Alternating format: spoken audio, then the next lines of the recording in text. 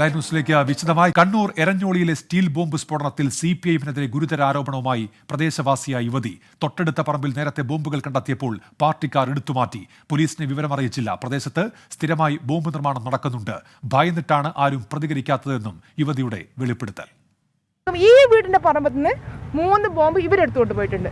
പോലീസിനൊന്നും ഇവർ പറയാൻ ഞങ്ങളെ ഏൽപ്പിച്ചിട്ടില്ല. ഇവിടെയുള്ള ആൾക്കാർ പാർട്ടിക്കാരെടുത്തോണ്ട് പോയിട്ടുണ്ട്.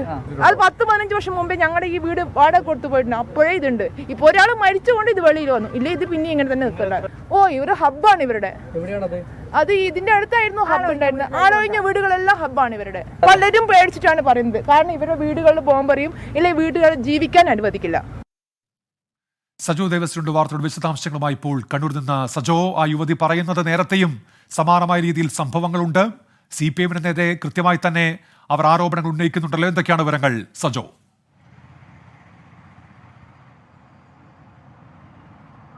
ഉന്മേഷ്, അതീവ ഗുരുതര സ്വഭാവത്തിലുള്ള വെളിപ്പെടുത്തലാണ് പ്രദേശവാസി, അതായത് എരഞ്ഞോളം കൊടക്കുളം സ്വദേശിനിയായ യുവതി സീന നടത്തിയിരിക്കുന്നത്. അവർ ഈ സ്ഫോടനം നടന്ന വീടിനോട് ചേർന്നാണ് ഇവരുടെയും വീടുള്ളത്. അതിൻ്റെ അയൽവാസിയാണ്. അതായത് ഈ ആളൊഴിഞ്ഞൊരു പുരയിടത്തിലാണ് സ്ഫോടനം നടക്കുകയും ഒരു വയോധികൻ അതിദാരുണമായി കൊല്ലപ്പെടുകയും ചെയ്തത്. അതിനോട് ചേർന്ന് തന്നെയാണ് ഇവരുടെ വീടും.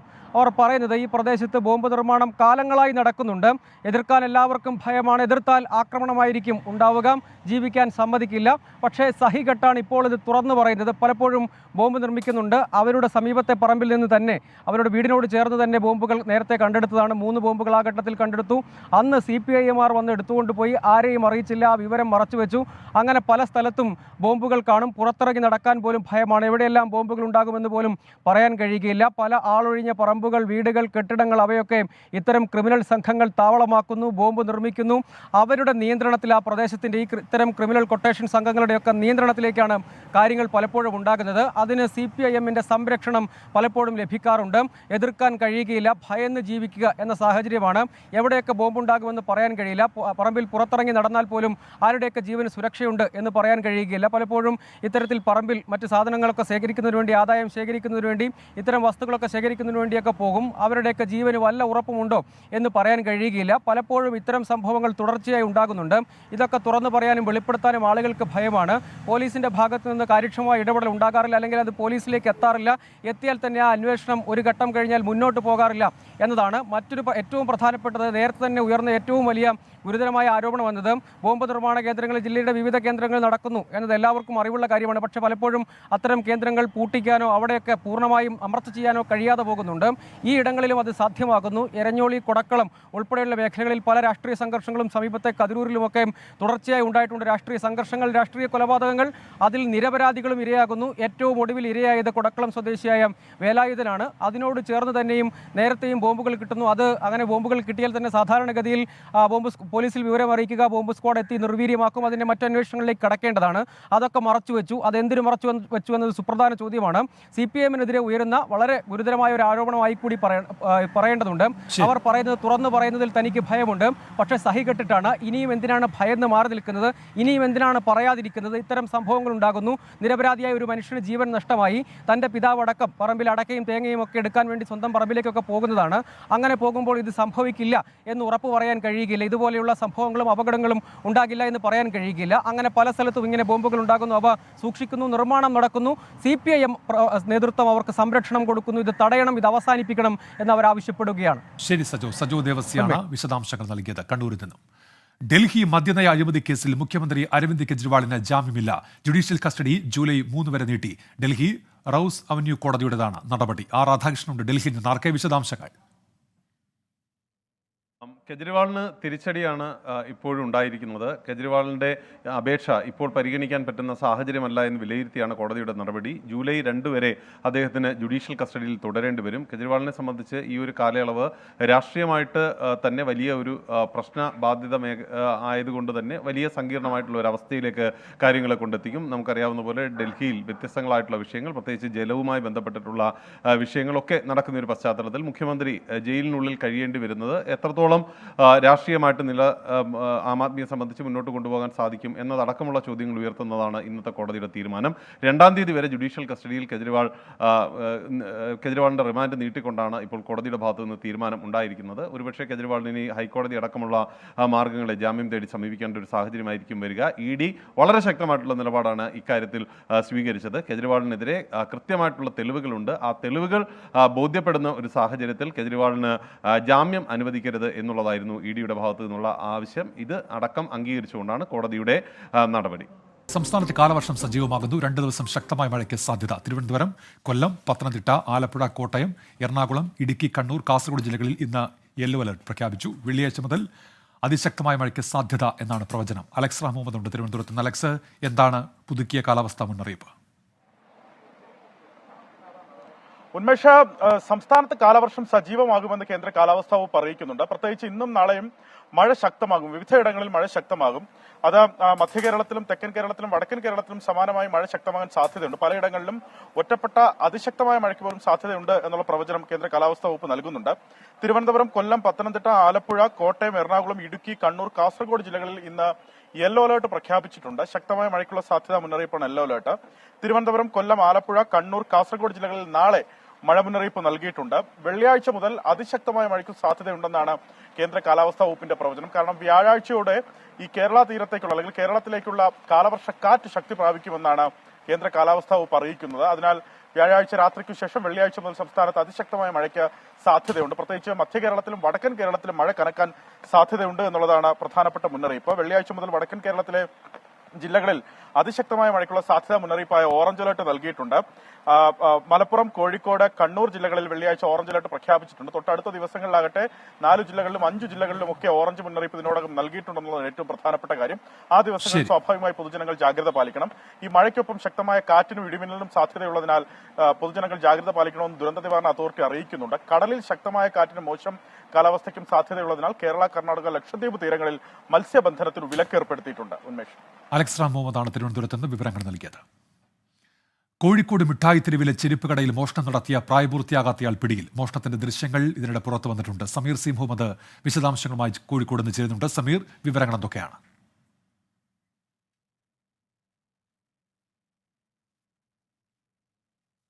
മിഠായി തെരുവിലെ സുഹറ ഫുട്വെയറിലാണ് ഇത്തരത്തിലുള്ള ഒരു മോഷണം നടന്നിരിക്കുന്നത്.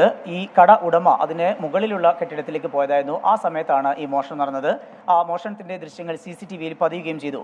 ഈ സംഭവവുമായി ബന്ധപ്പെട്ട് കടയുടമ പരാതി നൽകുകയും ആ പരാതിയുടെ അടിസ്ഥാനത്തിൽ പോലീസ് കേസ് രജിസ്റ്റർ ചെയ്യുകയും ചെയ്തു. അതുമായി ബന്ധപ്പെട്ടുള്ള അന്വേഷണം പുരോഗമിക്കുന്നതിനിടെ ഈ CCTV ദൃശ്യങ്ങൾ കേന്ദ്രീകരിച്ചുള്ള അന്വേഷണം പുരോഗമിക്കുന്നതിനിടെയാണ് അല്പസമയം മുമ്പ് ഈ പ്രതിയെ പിടികൂടിയിരിക്കുന്നത്. 15 വയസ്സുള്ള വിദ്യാർത്ഥിയാണ്, കിണാശ്ശേരി സ്വദേശിയാണ്. ഈ വിദ്യാർത്ഥിക്കെതിരെ ഇപ്പോൾ കേസ് രജിസ്റ്റർ ചെയ്തിട്ടുണ്ട്. എന്നിരുന്നാലും മറ്റു തരത്തിലുള്ള വലിയ രീതിയിലുള്ള നടപടികൾ ഉണ്ടാകില്ല എന്നാണ് നമുക്ക് മനസ്സിലാക്കാനാവുന്നത്.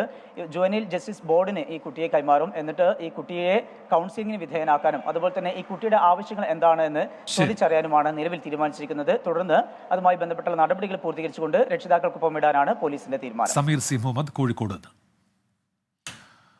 തിരുവനന്തപുരത്തെ സോഷ്യൽ മീഡിയ ഇൻഫ്ലുവൻസറായ പെൺകുട്ടിയുടെ മരണത്തിൽ നിർണായക കണ്ടെത്തൽ. പ്രതി ബിനോയ് പലതവണ പെൺകുട്ടിയെ പീഡിപ്പിച്ചു. പ്രായപൂർത്തിയാകും മുൻപ് പല സ്ഥലങ്ങളിൽ എത്തിച്ചായിരുന്നു പീഡനം. ബിനോയ് പെൺകുട്ടിയെ ഭീഷണിപ്പെടുത്തുകയും ചെയ്തു. പെൺകുട്ടി സൈബർ ആക്രമണം നേരിട്ടതായും പോലീസ് കണ്ടെത്തി. അജീഷ് ജയകുമാർ തിരുവനന്തപുരത്ത് നിന്ന്. അജീഷ്, എന്തൊക്കെയാണ് പോലീസ് ഇപ്പോൾ വ്യക്തമാക്കുന്ന കാര്യങ്ങൾ? ഉന്മേഷ്, ഈ +2 വിദ്യാർത്ഥിനിയായ കോട്ടക്കൽ സ്കൂളിന്റെ ഈ പെൺകുട്ടിയുടെയും മരണത്തിൽ നിർണായക കണ്ടെത്തലാണ് പോലീസിന് ഇപ്പോൾ പോലീസ് കണ്ടെത്തിയ നിർണായക വിവരങ്ങളാണ് ഇപ്പോൾ പുറത്തു വരുന്നത്. അതായത് ഈ നെടുമങ്ങാട് സ്വദേശിയായ ബിനോയ് ഈ പെൺകുട്ടിയെ പലതവണ പീഡിപ്പിച്ചതായാണ് പോലീസ് കണ്ടെത്തിയിട്ടുള്ളത്. പല സ്ഥലങ്ങളിൽ എത്തിച്ചായിരുന്നു പീഡനം. ഈ സ്ഥലങ്ങളിലൊക്കെ തന്നെ ഇന്നലെ രാവിലെ മുതൽ വൈകിട്ട് വരെ പോലീസ് കസ്റ്റഡിയിലായിരുന്നു ഈ ബിനോയ് ഉണ്ടായിരുന്നത്. ഈ സമയത്താണ് ഈ പ്രതിയുമായി തെളിവെടുപ്പ് നടത്തിയത്. പ്രത്യേകിച്ച് വർക്കലയിലടക്കം പോലീസ് നേരിട്ടെത്തി പരിശോധന നടത്തി. പ്രധാനമായി ഈ ബിനോയുടെ ഫോൺ പരിശോധിച്ചതിൽ നിന്നാണ് നിർണായക വിവരങ്ങൾ പോലീസിന് കിട്ടിയത്. അതായത് ഇരുവരും തമ്മിലുള്ള വാട്സ്ആപ്പ് സന്ദേശങ്ങളാണ് പോലീസ് വീണ്ടെടുത്തത്. ഇതിൽ ഈ ബിനോയ് പെൺകുട്ടിയെ ഭീഷണിപ്പെടുത്തിയിരുന്നതായുള്ള മെസ്സേജുകൾ പോലീസ് കണ്ടെത്തിയിട്ടുണ്ട്. ഈ പ്രതിയെ കസ്റ്റഡിയിൽ വാങ്ങിയ ശേഷം കൂടുതൽ തെളിവെടുപ്പും ഉണ്ടാകും. ഇപ്പോൾ പ്രതി റിമാൻഡിലാണ്. 2 ദിവസത്തിന് ശേഷം കസ്റ്റഡി അപേക്ഷ നൽകും. അതിനുശേഷം കൂടുതൽ തെളിവെടുപ്പും കൂടുതൽ ചോദ്യം ചെയ്യലും ഉണ്ടാകും. എന്തായാലും ഈ സൈബർ ആക്രമണം നടന്നതായി സ്ഥിരീകരിക്കാവുന്ന ചില കമന്റുകളും പോലീസ് കണ്ടെത്തിയിട്ടുണ്ട്. നേരത്തെ ഈ സൈബർ ആക്രമണം ഈ കുടുംബം തള്ളിയിരുന്നെങ്കിലും പോലീസ് പ്രത്യേക സൈബർ സംഘം ഇത് അന്വേഷിക്കുന്നുണ്ടായിരുന്നു. ഈ ടീമാണ് ഈ അക്കൗണ്ടുകൾ വിശദമായി പരിശോധിച്ച് ഇത്തരത്തിലുള്ള കമന്റുകൾ കണ്ടെത്തിയത്. പെൺകുട്ടിയുടെയും ബിനോയുടെയും ഫോണുകൾ ഇനി വിശദമായി പരിശോധിക്കേണ്ടതുണ്ട്. ഈ ഇൻസ്റ്റഗ്രാമിലായിരുന്നു ഇവർ രണ്ടുപേരും കൂടുതൽ കാലം സജീവമായി ഉണ്ടായിരുന്നത്. ഈ പേജ് അടക്കം ഇനി വിശദമായി പരിശോധിക്കേണ്ടതുണ്ട്. ഇതിലെ പരസ്പരമുള്ള ചാറ്റുകൾ പരിശോധിക്കേണ്ടതുണ്ട്. ആ പരിശോധന പൂർത്തിയായാൽ മാത്രമേ കുറച്ചുകൂടി തെളിവുകൾ പോലീസിന് ശേഖരിക്കാൻ കഴിയുകയുള്ളൂ. അജീഷ് ജയകുമാറാണ് തിരുവനന്തപുരത്ത് നിന്ന് വിവരങ്ങൾ നൽകിയത്. തെലങ്കാന RVM കോളേജിലെ വിദ്യാർത്ഥി സമരം ഒത്തുതീർപ്പായി. വിദ്യാർത്ഥികൾ മുന്നോട്ട് വെച്ച 14 ആവശ്യങ്ങളും മാനേജ്മെന്റ് അംഗീകരിച്ചു. മുഖ്യമന്ത്രി പിണറായി വിജയൻ നിയോഗിച്ച സംഘവും മലയാളി അസോസിയേഷൻ ഭാരവാഹികളും മാനേജ്മെന്റുമായി നടത്തിയ ചർച്ചയിലാണ് പ്രശ്നപരിഹാരം. 24 ഇമ്പാക്ട്. മനേഷ് മൂർത്തിയുണ്ട് വിശദാംശങ്ങളുമായി. ഇപ്പോൾ മനേഷ്, എന്തൊക്കെയാണ് വിശദാംശങ്ങൾ?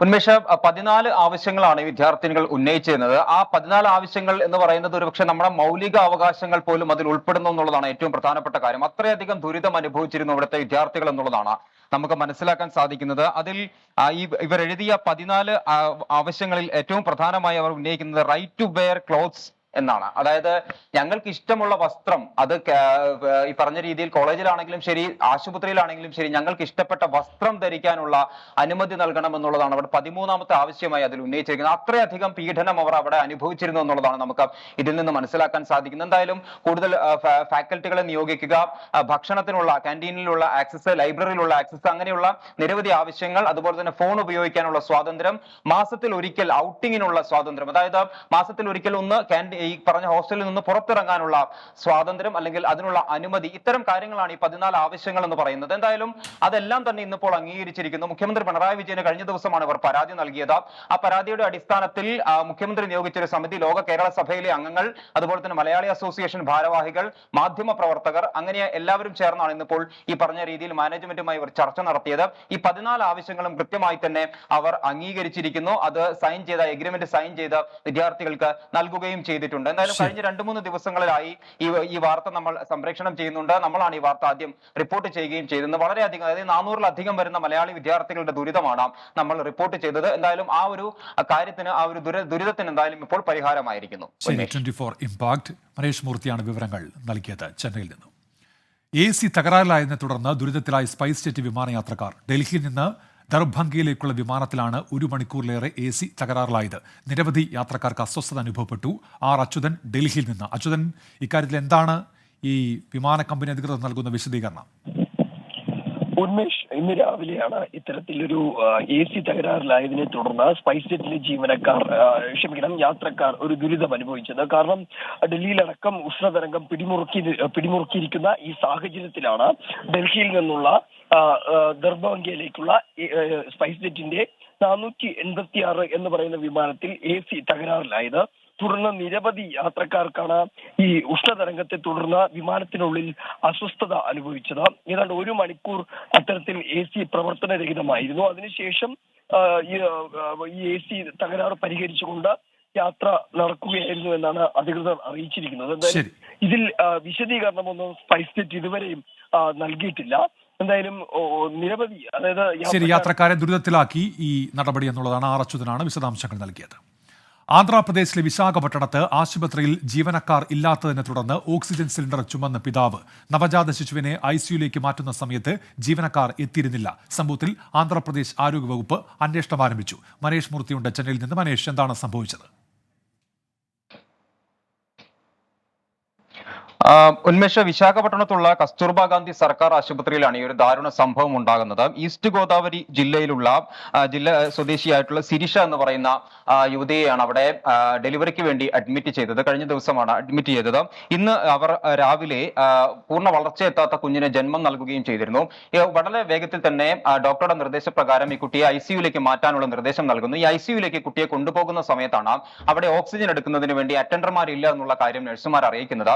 തുടർന്നാണ് ഈ കുട്ടിയുടെ പിതാവായിട്ടുള്ള വിഷ്ണുമൂർത്തി ഈ ഓക്സിജൻ സിലിണ്ടർ എടുത്തുകൊണ്ട് ഈ നഴ്സിന് പിന്നാലെ, നമുക്ക് ആ ദൃശ്യങ്ങളിൽ വളരെ കൃത്യമായി തന്നെ കാണാൻ കഴിയും, ആ നഴ്സ് അദ്ദേഹത്തിന്റെ കുഞ്ഞിനെ എടുത്തുകൊണ്ട് ICUലേക്ക് പോവുകയാണ്. അതിന് തൊട്ടു പുറകെയാണ് ഇയാൾ ഈ പറഞ്ഞ രീതിയിൽ ഓക്സിജൻ സിലിണ്ടർ ചുമന്നുകൊണ്ട് ഈ നഴ്സിന് പിന്നാലെ പോകുന്നത്. അത് ICUലേക്കുള്ള ഓക്സിജൻ സിലിണ്ടർ ആണ് അങ്ങനെ പോകുന്നത്. എന്തായാലും ആന്ധ്രാപ്രദേശ് ആരോഗ്യ വകുപ്പ് ഇതുമായി ബന്ധപ്പെട്ട് അന്വേഷണം പ്രഖ്യാപിച്ചിട്ടുണ്ട്. ഏത് സാഹചര്യത്തിലാണ് അവിടെ അറ്റൻഡർമാർ ഇല്ലാതിരുന്നത് തുടങ്ങിയ കാര്യങ്ങളെല്ലാം തന്നെ അന്വേഷിക്കുന്നുണ്ട്. ഉന്മേഷ്. മനേഷ് മൂർത്തിയാണ് ചെന്നൈയിൽ നിന്ന് വിശദാംശങ്ങൾ നൽകിയത്. കാസർഗോഡ് സൗത്ത് തൃക്കരിപ്പൂരിൽ കിണറ്റിൽ വീണ പെരുമ്പാമ്പിന് പിടികൂടി 3.5 മീറ്റർ നീളമുള്ള പാമ്പിനെയാണ് വനംവകുപ്പിന്റെ പ്രത്യേക സംഘമെത്തി പിടികൂടിയത്. അരുൺ പാറക്കൽ ഇപ്പോൾ കാസർഗോഡ് വിവരങ്ങളുമായി ചേരുന്നുണ്ട്. അരുൺ, എന്തൊക്കെയാണ് വിവരങ്ങൾ? ഉന്മേഷ്, ഇന്നലെ രാത്രി 12 മണിയോടെയാണ് ഈ പെരുമ്പാമ്പിനെ കണ്ടത്. ഈ കാസർഗോഡ് സൗത്ത് തൃക്കരിപ്പൂർ ഒളവറ മേഖല ഈ ഇതര സംസ്ഥാന തൊഴിലാളികൾ താമസിക്കുന്ന സ്ഥലമാണ്. അവിടെ അവർ താമസിക്കുന്ന വീടിന്റെ മുറിയിൽ രാത്രി 12 മണിയോടെ പാമ്പിനെ കാണുകയായിരുന്നു. തുടർന്ന് ഈ താമസക്കാർ തന്നെ ഈ പാമ്പിനെ ഓടിച്ചു. പാമ്പ് കിണറ്റിൽ വീണു. ഇന്ന് രാവിലെയാണ് വനംവകുപ്പ്, കാഞ്ഞങ്ങാട് നിന്ന് വനംവകുപ്പ് എത്തി ഈ പാമ്പിനെ അവിടെ നിന്ന് രക്ഷപ്പെടുത്തുന്നത്. തുടർന്ന് കർണാടക കേരള അതിർത്തി വനമേഖലയിൽ ഈ പാമ്പിനെ വിട്ടിട്ടുണ്ട്. വനംവകുപ്പിന്റെ കാഞ്ഞങ്ങാട് റേഞ്ച് സ്നേക്ക് റെസ്ക്യൂ അംഗം അനൂപാണ് പാമ്പിനെ പിടികൂടിയത്. പാമ്പിന് ഏകദേശം 3.5 മീറ്റർ നീളമുണ്ട്. ഉന്മേഷ്. അരുൺ പാറക്കൽ, കാസർഗോഡ്. പത്തനംതിട്ട കുടുംബൻ ജംഗ്ഷനിൽ റോഡ് അളക്കാനെത്തിയ മന്ത്രി വീണ ജോർജിന്റെ ഭർത്താവ് ജോർജ് ജോസഫിനെ കോൺഗ്രസ് പ്രവർത്തകർ തടഞ്ഞു. കോൺഗ്രസ് ഓഫീസിന് മുന്നിലെ റോഡ് അളക്കുന്നതിന് എതിരെയായിരുന്നു പ്രതിഷേധം. ജോർജ് ജോസഫിന് അധികാരം നൽകിയതാരാണെന്ന് പ്രവർത്തകർ ചോദിച്ചു. 23 മീറ്റർ വീതി വേണ്ട റോഡിന് കോൺഗ്രസ് ഓഫീസിന് മുന്നിൽ 15 മീറ്റർ മാത്രമാണ് വീതിയെന്ന് ജോർജ് ജോസഫ് പറഞ്ഞു. ജോർജ് ജോസഫിന്റെ ഉടമസ്ഥതയിലുള്ള കെട്ടിടത്തിന് വേണ്ടി സംസ്ഥാന പാതയോട് ചേർന്ന ഓടയുടെ ഗതി മാറ്റിയെന്ന് കോൺഗ്രസ് നേരത്തെ ആരോപിച്ചിരുന്നു. ഇതേ തുടർന്നാണ് നാടകീയ സംഭവങ്ങൾ. ശ്രീജിത്ത് ശ്രീകുമാരൻ പത്തനംതിട്ടയിൽ നിന്ന് ഇപ്പോൾ വിവരങ്ങളുമായി ചേരുന്നുണ്ട്. ശ്രീജിത്ത്, അദ്ദേഹം പറയുന്നത് കോൺഗ്രസിന്റെ ഓഫീസിന് മുൻപിലാണ് ഈ റോഡിന് വേണ്ടത്ര വീതിയില്ലാത്തത്. തന്റെ ഓഫീസിന് മുൻപിൽ എത്രയാണോ വീതി വേണ്ടത് അതിൽ കൂടുതൽ വീതി ഉണ്ടെന്നാണല്ലോ. എന്തൊക്കെയാണ് ഇന്ന് അവിടെ നടന്നത്, ശ്രീജിത്ത്? തീർച്ചയായും ആദ്യഘട്ടത്തിൽ അജികുമാർ രണ്ടാംകുട്ടി കോൺഗ്രസിന്റെ പഞ്ചായത്ത് അംഗമാണ്, DCC അംഗമാണ്. അദ്ദേഹമാണ് ഇന്ന് രാവിലെ ഒരു വെല്ലുവിളി നടത്തിയത്. കോൺഗ്രസ് ഓഫീസിന് മുൻവശത്ത് 23.7 മീറ്റർ വീതി ഉണ്ട് എന്നൊരു വെല്ലുവിളി അദ്ദേഹമാണ് നടത്തിയത്. അതിനുശേഷമായിരുന്നു ആ വെല്ലുവിളി ഏറ്റെടുത്തുകൊണ്ട് ഞാൻ തന്റെ മുൻപിലെ റോഡ് അളന്നു കാണിക്കാമെന്ന് പറഞ്ഞ് ഡോക്ടർ ജോർജ് ജോസഫ് അവിടേക്ക് വരുന്നൊരു സാഹചര്യം ഉണ്ടായത്. എന്തായാലും അദ്ദേഹം അവിടെ വന്ന് ആദ്യം അദ്ദേഹത്തിന്റെ മുൻപിലെ കെട്ടിടത്തിന് മുൻപിലെ റോഡ് അളന്ന് കാണിച്ചു. അതിൽ 17 മീറ്റർ മുൻവശത്തും അതിനോട് തെക്ക് ഭാഗത്ത് ചേർന്ന് അലൈൻമെന്റിൽ പറയുന്നത് പോലെ തന്നെ 15 മീറ്ററും വീതി ഉണ്ടായിരുന്നു. അതിനുശേഷമാണ് കോൺഗ്രസ് ഓഫീസിന് മുൻവശത്തേക്ക് അദ്ദേഹം പോയത്. ആ മേഖലയിൽ റോഡിന്റെ ഭാഗം അളക്കാൻ തുടങ്ങിയപ്പോൾ കോൺഗ്രസ് പ്രവർത്തകർ ആദ്യഘട്ടത്തിൽ പ്രതിഷേധവുമായി എത്തി. അതിനുശേഷം അളക്കുന്നത് ജോർജ് ജോസഫാണ് എന്ന് തിരിച്ചറിഞ്ഞതോടെ അത് ഏതാണ്ടൊരു സംഘർഷത്തിലേക്ക് വഴിമാറുന്നൊരു കാഴ്ചയായിരുന്നു കണ്ടത്. പക്ഷേ അതിനു മുൻപ് തന്നെ വീണ ജോർജിന്റെ ഭർത്താവ് ആ റോഡ് അളന്ന് അത് 15.4 മീറ്റർ മാത്രമേ ഉള്ളൂ എന്ന് മാധ്യമപ്രവർത്തകരുടെ മുൻപിൽ കാണിച്ചു തന്നു. ഇതെന്തായാലും കോൺഗ്രസ് പ്രവർത്തകരെ പ്രകോപിപ്പിക്കുകയായിരുന്നു. എന്തായാലും ആ മേഖലയിൽ അല്പസമയം സംഘർഷം ഉണ്ടായി. പിന്നീട് പോലീസ് എല്ലാം എത്തി ആളുകളെ മാറ്റി. എന്തായാലും വീണ ജോർജിന്റെ ഭർത്താവ് പറയുന്നത് താൻ അലൈൻമെന്റ് മാറ്റിയിട്ടില്ല, അത് ആ ട്രാൻസ്ഫോമറാണ് പ്രശ്നം, DPR മുൻപുള്ളതുപോലെ തന്നെയാണ് നിലനിൽക്കുന്നത് എന്നാണ്. കോൺഗ്രസുകാർ എന്തായാലും ഇപ്പോൾ ഏതാണ്ട് പ്രതിരോധത്തിലായ സ്ഥിതിയിലാണുള്ളത്. ശ്രീജിത്ത് ശ്രീകുമാരൻ പത്തനംതിട്ടയിൽ നിന്ന്.